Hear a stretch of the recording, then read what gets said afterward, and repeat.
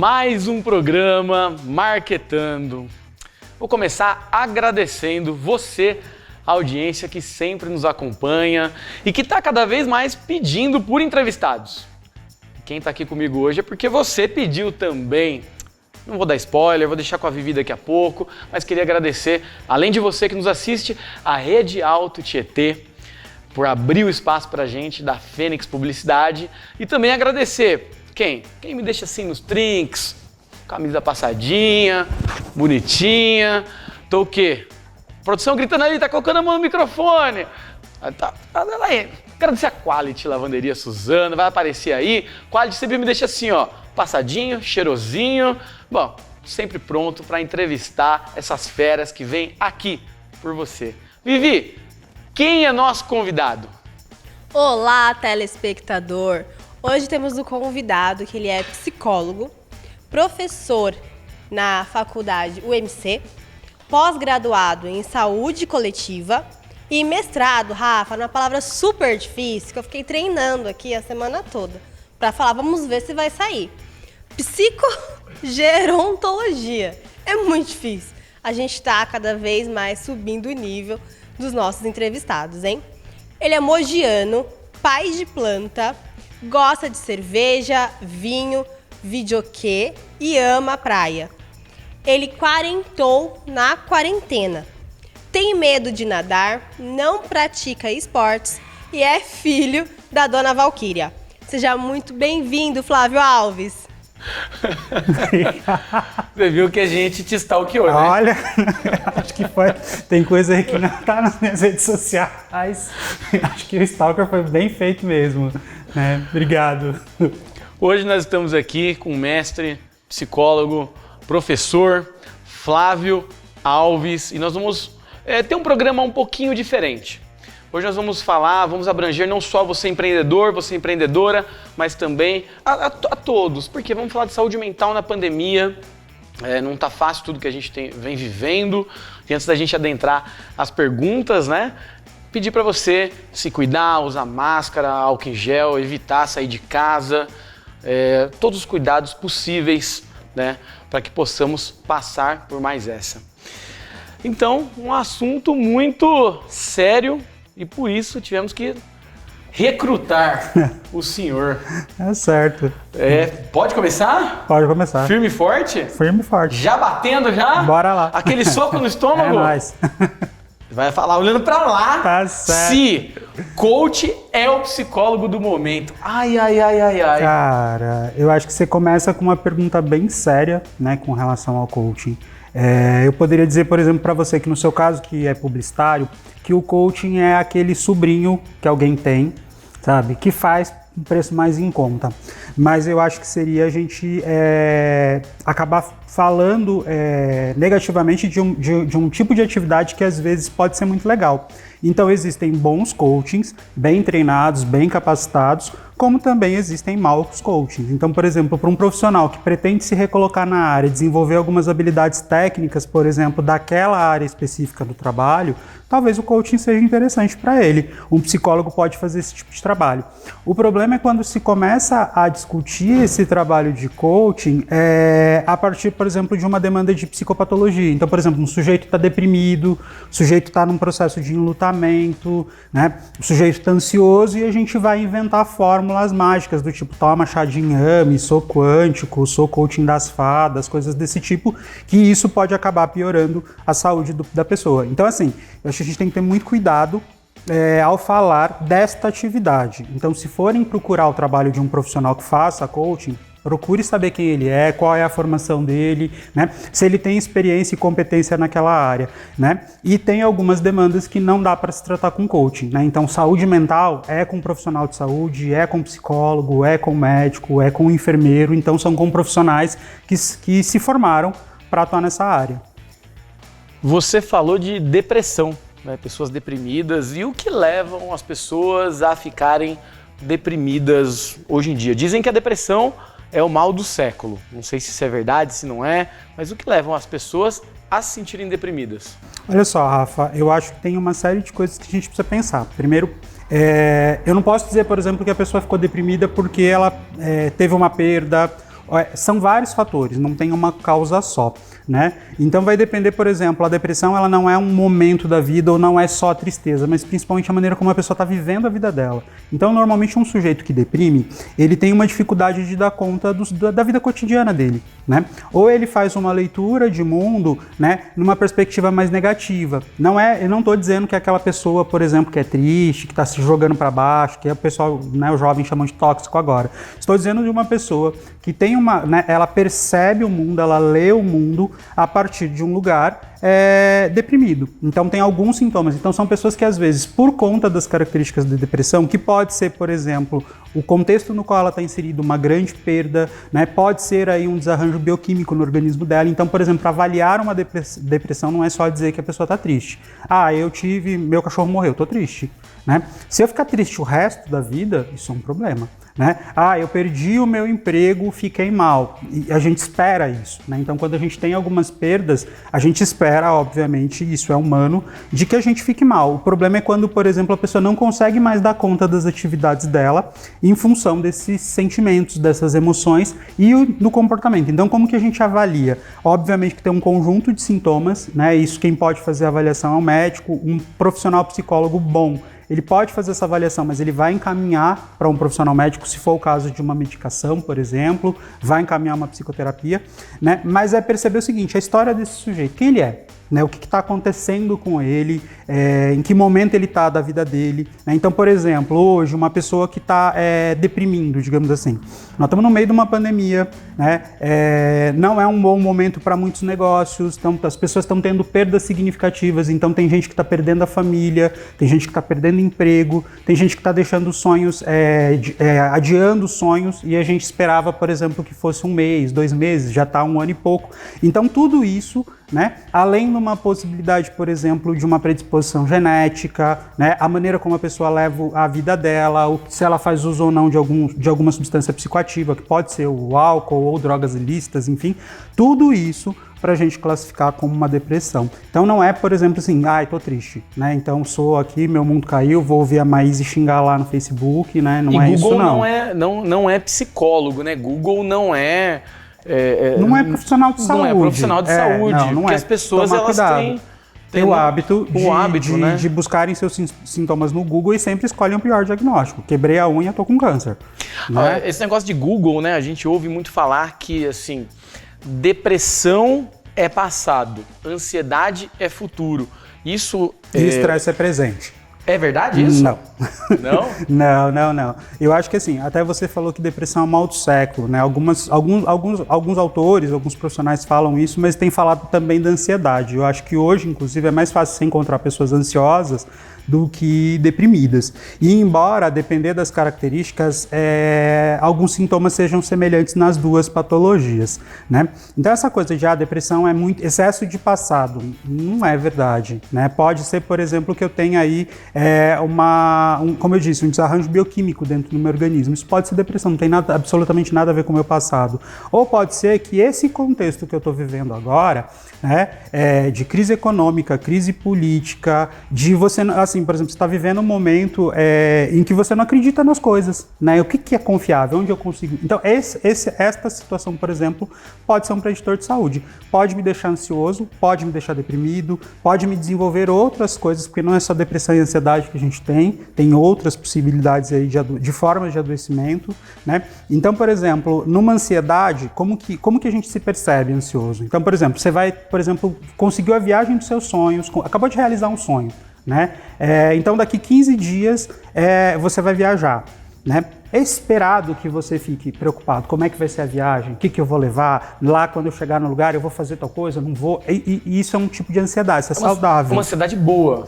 Eu não digo boa, mas isso é natural. O problema é quando você começa a viver a sua vida dessa maneira, como se tivesse algo para acontecer. E aí você começa, então, a fazer um investimento psíquico muito grande em tentar controlar as coisas e algumas coisas que você não tem controle.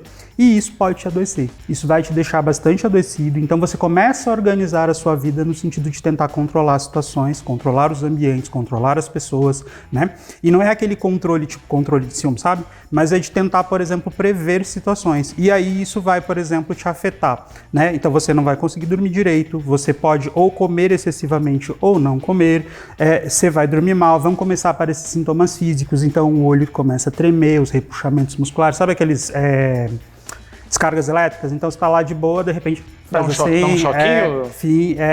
Você vai se sentir às vezes muito eufórico, cheio de energia para algumas coisas, mas daqui a pouco você não vai conseguir ter nada sem vontade nenhuma. Você começa a procrastinar, adiar prazos, né? Enfim, então são essas coisas. O que você sempre precisa pensar numa situação de um possível diagnóstico, como é que está a vida dessa pessoa? Né? Então não é simplesmente olhar lá no Google, eu tenho isso, legal, eu posso ter tudo isso aqui e dar conta da minha vida, né? E neste momento, neste processo aí, a gente, nessa vida que a gente tem levado, talvez o que está acontecendo é que às vezes a gente não está conseguindo dar conta. E aí às vezes a gente precisa começar a pensar se não é o momento de pedir ajuda. Flávio, você acha que as mídias sociais, esse mundo perfeito, né, que as pessoas postam no Instagram, ela prejudica muito, ela agrava a situação de depressão, ansiedade, de estresse? Eu acho que para quem tem, sim. Né? Eu tenho que pensar muito o seguinte, por exemplo, às vezes você olha o Instagram, então, por exemplo, você está na sua casa, sábado à noite, sem dinheiro para comprar uma pizza, por exemplo, né? E de repente você vai lá e olha o Instagram e você fala assim, pô, eu trabalhei a semana inteira, né? E não faço isso que essa pessoa, a gente fala, já virou até meme, essa pessoa nem trabalha, né? E tá aqui que faz da vida pra ter tá curtindo lugares? mais a vida do que eu, né? Então, assim, eu acho que as redes sociais, elas podem ser um espaço de muito compartilhamento, um espaço de suporte, elas podem ser isso. E o oposto também é verdadeiro. Eu acho que está muito naquilo que a gente seleciona, no que a gente lê, no que a gente segue, né? E muitas vezes a gente não sabe selecionar. Então a gente pega, por exemplo... Nosso círculo social, né? Sim. Os amigos que estão em volta da gente, os familiares... Sim. Que a gente acaba escolhendo para estar perto da gente. Tudo isso influencia, né? Sim, sim. E aí, às vezes, eu olho, por exemplo, lá no Instagram, eu vejo uma pessoa que posta lá que tem uma vida perfeita, né? Um corpo escultural, um trabalho sensacional, só que às vezes eu falo assim, nossa, o cara é né? Super marombado, ator, rico, tá, não sei o quê, e eu queria ter uma vida igual a dele. Mas eu não tenho qualquer habilidade para ser ator. Eu nunca quis, inclusive. Então, às vezes, a gente começa, por exemplo, a desejar coisas que não fazem sentido nenhum pra gente, só por consumo mesmo. Então, assim, e gera frustração, né? Porque você nunca vai conseguir ter aquela Sim, então, por exemplo, você vai lá, eu quero talento. ter o corpo da Gisele Bündchen, mas eu tenho 1,80 m de altura, né? Uma coisa, ela tem também. Você quer ter o corpo da Gisele Bündchen? Não quero não. Não pretendo. Acho que a gente levando o nosso assunto um pouquinho para quem tem empresa, para quem está empreendendo, né? Para quem está precisando agora de um conselho, não sei se você pode passar isso para a nossa audiência. É possível, de alguma maneira, minimizar o quadro de ansiedade de uma equipe? É possível. Como é possível, de uma forma... Eu sei que todo esse assunto ele é muito complexo, mas de uma forma sucinta, alguma dica que você pode dar para um gestor, um empreendedor, um empresário, de como minimizar isso na sua equipe?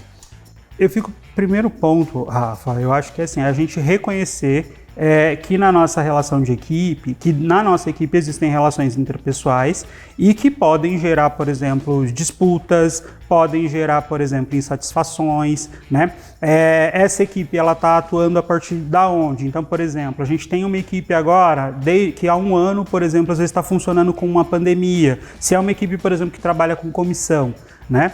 E de repente você tem perda. Então, como é que é essa vida que a gente está levando e como que o negócio está caminhando, como é que isso está impactando na vida das pessoas? Há o risco dessas pessoas perderem emprego. Então, por exemplo, como é que a gente está recebendo essas inseguranças? Então, o primeiro ponto é reconhecer isso. Eu acho que toda equipe, normalmente, ela acaba tendo uma liderança. E se essa liderança, ela dá abertura, se ela cria um espaço tranquilo, seguro, protegido, para que essas pessoas possam falar mais livremente sobre até a maneira como elas estão se sentindo, eu acho que isso já é um bom passo, né? Eu acho que pode-se planejar outras formas de intervenção, mas eu acho que o primeiro ponto é a gente primeiro criar um ambiente seguro para as pessoas. Isso significa reconhecer nossas inseguranças. Então, por exemplo, você tem um trabalhador na tua empresa ou um prestador de serviço, enfim, e de repente, para esta pessoa chegar ao trabalho, isso é um risco para ela. E não dá para a gente dizer, olha, eu estou ignorando esse risco, não tenho essa preocupação. Então, primeiro, vamos dar nome para isso. Você está preocupado? O que é possível fazer? Enfim. Uma outra coisa que eu acho que a gente precisa pensar com relação a principalmente quem está empreendendo, quem ou está começando ou tem pequenas empresas, né, é mensurar esses impactos. Porque, por exemplo, ninguém está tranquilo atualmente, ninguém está seguro, né? Só que a gente vai tentando, e às vezes a gente acaba fingindo que está tudo bem, né? Não reconhece que está com um problema, ou a gente tem dificuldade de lidar com o próprio problema, né? Então, acho que o primeiro passo é a gente identificar que, olha, nós somos humanos, nós somos muito frágeis, né? Nós temos as nossas inseguranças, nós fantasiamos coisas. Então, por exemplo, neste período, nós estamos mais estressados. Aí, de repente, você chega lá na tua empresa e você chegou estressado com alguma coisa na cabeça e aí as pessoas falaram um bom dia para você, você não prestou atenção. Aí as pessoas ficam ruminando o dia inteiro. Falou bom dia comigo, você é o próximo demitido, sabe? Né? Uma outra coisa que eu acho que é bastante a gente pensar e que é palavra de rede social também, que as pessoas perderam um pouco, que é essa coisa da resiliência, né? Então, por exemplo, como é que a gente está se percebendo, ou seja, como é que eu estou me sentindo hoje, né? Então, por exemplo, você veio e eu trabalho com você veio e me deu uma bronca, logo cedo. Ó, esse trabalho aqui não tá legal. Eu vou tomar isso como se fosse para mim, né? Você não é legal, e eu vou ficar o dia inteiro ruminando aquilo, né? Olha, só Rafael, vai te fazer mal, tá, não sei o quê, e eu não consigo, por exemplo, me concentrar naquilo que eu tenho para fazer. Então, às vezes, a gente precisa perceber um pouco isso na gente, né? Então, eu poderia falar dá para trabalhar isso, mas a primeira coisa é isso, é perceber como é que tá. Então, esses dias eu tava em casa, tô trabalhando de modo remoto, principalmente, e aconteceu uma situação com um aplicativo que eu utilizo, né? E aí, junto com isso, caiu a internet. E eu fiquei muito irritado com aquilo, né? Só que a questão se resolveu em 15 minutos, mais ou menos. Atualizou, o computador atualizou, o aplicativo atualizou, a internet reestabeleceu. Só que, tipo, umas 3 horas depois, eu tava ainda com a mesma irritação do que tinha acontecido. E aí virei e falei assim, tô parecendo a Carminha, sabe? Tipo, da novela? Tipo, quando ela fica inferno. Você ia matar alguém? Praticamente, naquele dia. Então, daquele momento, que nós estávamos perto. Eu já parei e pensei, falei assim, a hora que eu falei assim, eu tô muito estressado, eu acho melhor eu parar isso aqui agora. Não é um bom momento para eu tomar decisão, não é um bom momento para eu dar feedbacks, porque eu precisava fazer isso com alguns alunos meus. Então eu vou esperar isso aqui, passar isso, porque eu estou muito estressado neste momento. Eu pude fazer isso. Só que, por exemplo, isso foi um dia muito atípico. Normalmente, o que a gente faz? A gente desenvolve estratégia de regulação emocional. A gente até conversou bastante sobre isso uma vez. Então, por exemplo, tem determinadas situações que eu posso escolher. Eu vou escolher ficar bravo agora e xingar pra caramba, quebrar tudo, ou eu vou olhar pra situação e vou tentar resolver. Eu tô dizendo que é errado as pessoas quererem xingar? Não tô dizendo isso. Só que às vezes você vai ficar xingando, vai ficar uma semana xingando e não resolver o negócio, né? Então, por exemplo, tem algumas coisas que a gente tem controle. No que a gente não tem, segue a vida, né? Você falou que está em home office, né, na maioria do tempo, está trabalhando em casa. O home office, para a saúde das pessoas com que a gente vive hoje no Covid, ele é importante, ele é fundamental, até porque as pessoas se expõem menos ao vírus. Mas para a saúde mental, o home office ele traz mais benefícios ou malefícios? Depende da pessoa, para mim é péssimo. Eu sou professor de sala de aula. O que eu acho que a gente tem que pensar? Primeiro, tem muita gente que não está em home office e está indo trabalhar. A gente tem que sempre considerar, Rafa, a situação toda, né? Então assim, não dá para eu falar, por exemplo, da situação de um professor colega meu, ou só da minha, e tomar isso para o país inteiro. Porque, por exemplo, eu estou em home office, mas, por exemplo, meus familiares não estão, né? Então, essa coisa, ela vai pegando. Eu acho que assim, as medidas de contenção da Covid, elas são importantes mesmo, então a gente tem que insistir no uso de máscara, no álcool, na falta de aglomerações, enfim, só que isso também traz prejuízos. Por exemplo, eu nunca esperaria uma quarentena de 1 ano e pouco já. Então, óbvio que isso vai aumentando, potencializando estresse. Então, por exemplo, vamos supor o seguinte, estou em home office, né? Eu moro sozinho, mas quando eu morava com a minha família, então eu trabalho de manhã e à noite, minha família trabalha durante o dia. Quando chegava na hora da aula da noite, minha família chegou, né? E aí minha mãe queria ver novela, minha irmã tinha lá que ver a série dela e eu tinha que dar aula. E obviamente que isso gerava atrito entre a gente. Por quê? Porque eu tinha que trabalhar. E aí assim, eu tinha que entender que elas estavam no momento de folga delas e que eu estava trabalhando, mas elas tinham que entender que eu estava trabalhando. E nem sempre essa compreensão bem fácil, né? Então, por exemplo, o isolamento, né, ele potencializa estresse, ele afeta as relações. E aí acho que talvez a gente ir se observando mesmo. Então, por exemplo, às vezes eu estou no home office com familiares, enfim, e eu estou num dia que eu estou irritado, a ponto de que, por exemplo, a respiração do meu familiar me irrita. Né? E aí eu começo a achar do tipo seguinte, nossa, ele foi lá beber água lá, fazendo barulho da torneira, tá bebendo água para me irritar. Então é perceber essas leituras que a gente está fazendo do ambiente. A pessoa tá bebendo água porque ela precisa beber água. É ter paciência, ter calma e para poder se conhecer. Pra gente pedir agora para as pessoas é paciência e calma, mas não tem outro jeito, cara. Fazer escolhas. Eu vou te perguntar isso, até pra gente. A gente vai se encaminhando já para um final. A produção já levantou plaquinha lá, eles insistem que tem que ser rápido o negócio. Eu fico bravo com isso, porque os assuntos vão desenrolando e eu tô achando o máximo tudo isso. E eu queria te perguntar, né, antes da gente ir pro nosso é fato ou fake, nesses tempos, né, de pandemia, onde é mais delicada a nossa saúde mental, é um pouco mais complicado, como você disse, pedir calma, né, é difícil, manter a calma é difícil, né, mas não tem muito jeito. Que dica você pode dar para as pessoas terem calma, para elas, né, colocarem essa resiliência, né, em plena atividade? Você pode ter algumas dicas exatas do que elas podem fazer, o que não, né? Vai fazer esporte dentro de casa, vai tomar chá de alguma coisa, leia mais, estude, aproveite seu... Eu não sei, é tanta coisa que a gente lê. Nós somos bombardeados por informação, das pessoas cobrando a gente que esse tempo tem que ser melhor utilizado. O que você pode dar pra gente para a cabeça ficar boa nessa pandemia? Eu acho que assim, a melhor forma pra gente é aguardar a vacinação. Acho que não tem como para resolver isso. Mas o que eu acredito que a gente precisa começar a colocar na nossa rotina são alguns momentos que a gente tire pra gente. E eu sei que para algumas pessoas isso é muito difícil. Por exemplo, para quem é mãe, tem filho pequeno, né? Para quem, por exemplo, trabalha em regime de plantão, mas tire alguns momentos do dia, né? Nem que seja para demorar uns 5 minutos a mais no banho, né? Nem que seja para ver um episódio de uma série que seja de 20 minutos, né? Quem tiver condições, por exemplo, e goste de atividade física, que faça atividade física, né? Mas que faça isso com cuidado. Eu acho que é olhar um pouco para si e se perceber. Se eu tô muito irritado, né? Se eu tô muito, naquele dia eu tô muito agitado, né? É melhor eu não tomar uma decisão, é melhor eu não fechar um negócio, né? É melhor, por exemplo, eu não ir discutir o meu relacionamento, entre outras coisas. É se perceber, né? É se sentir. E isso é um pouco de autoconhecimento mesmo. Então, ó, como é que eu tô agora para dar conta disso aqui? Então, se você não dá conta, por exemplo, tem coisas que você pode adiar, né? Tem coisas, eu acho que é importante marcar isso, Rafa. Tem coisa, por exemplo, às vezes, na minha relação de trabalho hoje, às vezes algum aluno tá com alguma situação muito séria, tá com um familiar internado, tá? E aí ele fica lá em sofrimento porque ele precisa entregar uma prova. Não me avisa, eu vou lá e altero a data. Se não tiver como, eu vou falar pra você, não tem. E a gente se responsabiliza por isso. É conversar. É isso, acho que isso é fundamental. Externar o que a gente tá procurar sentindo. alguém que seja confiável, né? Manter, assim, por exemplo, as nossas relações, elas estão muito distantes neste momento, mas obviamente que você tem alguém que seja próximo. Então, mantenha algum contato com alguém que você ame, que você confie, que você possa falar sobre você, né? E se você perceber que mesmo assim não tá dando conta, é importante procurar ajuda profissional, sem preconceito, sem achar que está doente, mas às vezes a ajuda profissional é necessária. Seja uma psicoterapia com um profissional psicólogo, seja um acompanhamento médico, enfim, eu acho que é importante a gente ter muita tranquilidade com relação a isso.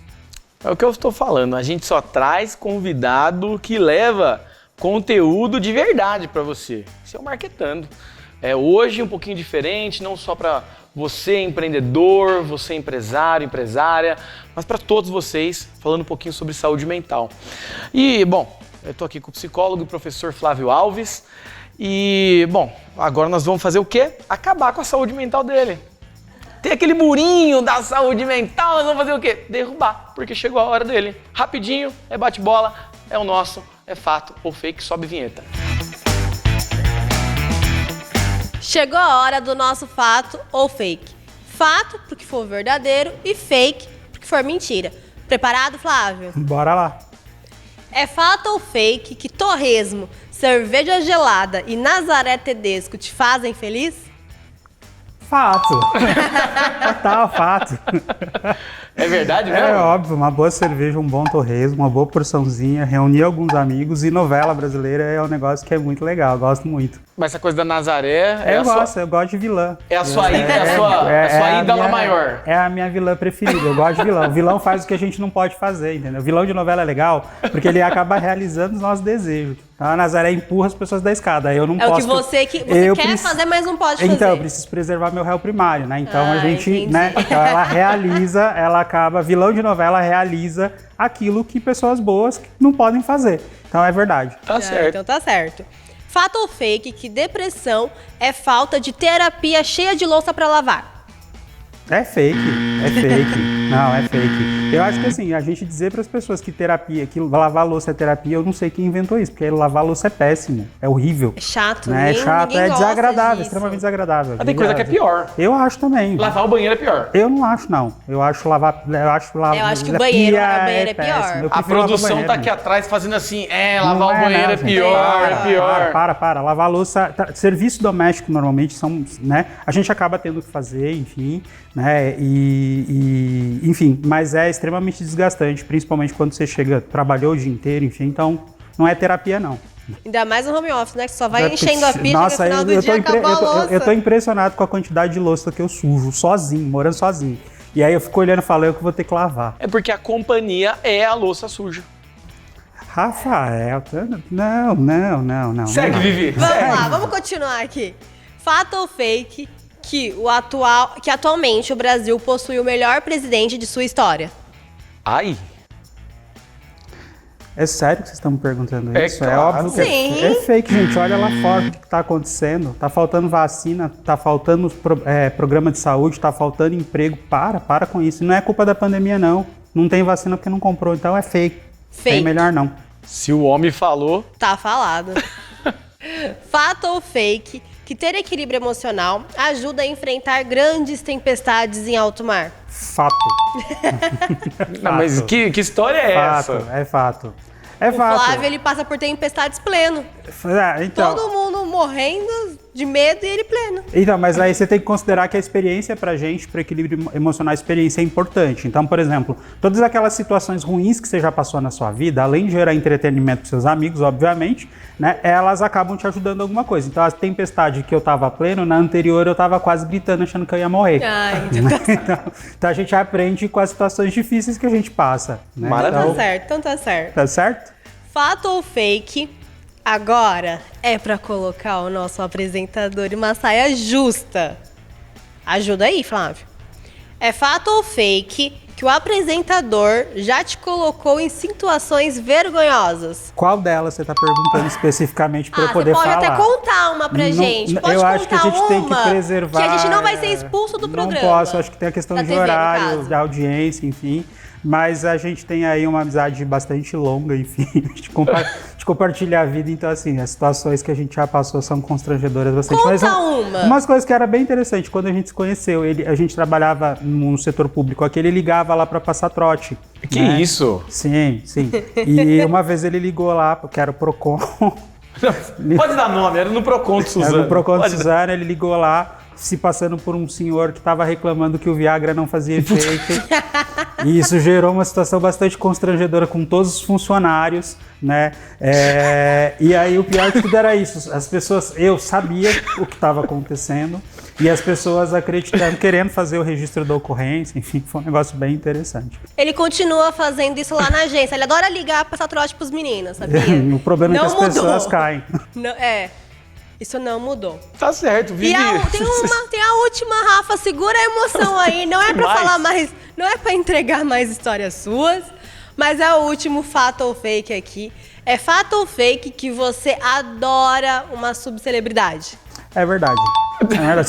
Sigo no Instagram, enfim. Eu acho que essas pessoas têm um tipo de vida tão interessante. Eu sou psicólogo, gente, né? Então eu gosto de ver quando as pessoas levam a vida pro limite, analisada gente. ali na mídia social, essas pessoas, né? elas levam a vida no limite, gente. Elas perderam noção. E eu acho super legal isso, né? Então eu sigo a Geise Arruda, sigo a Andressa Urach. Tô muito feliz com o retorno dela, inclusive, agora. É verdade. Se o horário não permite contar algumas coisas, muito menos o que as suas subcelebridades fazem. Exatamente. Vivi, tem um recado final pro Flávio? Flávio, muito obrigada por aceitar aqui participar do nosso programa, né?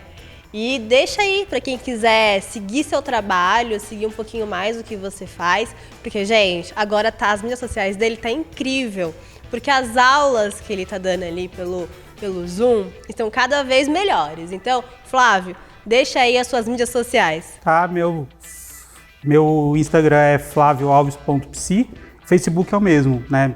Eu uso como perfis pessoais, mas obviamente que o que eu falo mais lá é o meu trabalho, né? Então, fica aí, né? Disponível para vocês. Obrigado. E agradeço o convite também. Maravilha.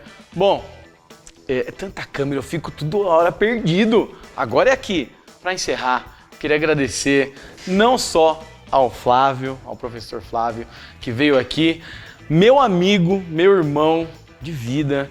Fico muito feliz por ter aceitado esse convite para vir bater um papo com você que está assistindo. Então, muito obrigado não só a ele, mas a você, a audiência, a Rede Alto Tietê, a Fênix Publicidade, a todos que ajudam a realizar, né, o Marketando.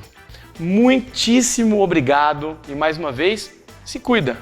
Em breve tudo isso vai passar. Juntos nós somos mais fortes. Flávio, muito obrigado. E já sabe, empreendedores, avante!